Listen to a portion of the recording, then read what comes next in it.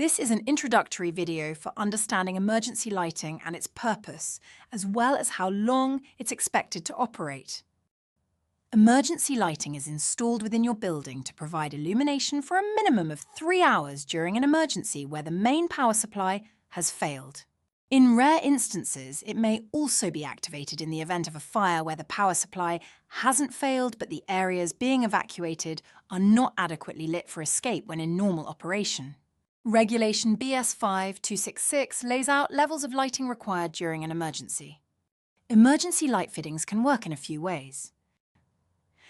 The conventional and simplest method of achieving lighting during a power failure is to have light fittings with an inbuilt battery that will provide a secondary power source during a power failure.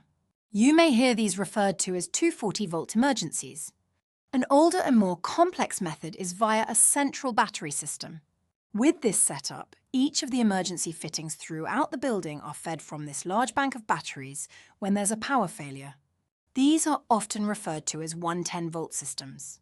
This type of system requires a lot more maintenance as the batteries need refilling periodically and the main control panels tend to suffer wear and tear. A central battery system will need a separate service contract from a manufacturer specialist engineer. In addition to this, the premises team will need to carry out daily visual checks.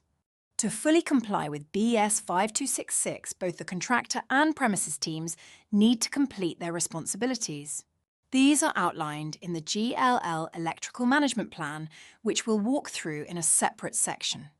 Future videos we'll cover in this section include types of light fitting including maintained and non-maintained, how to carry out monthly functional checks, how to fill out the monthly check sheet,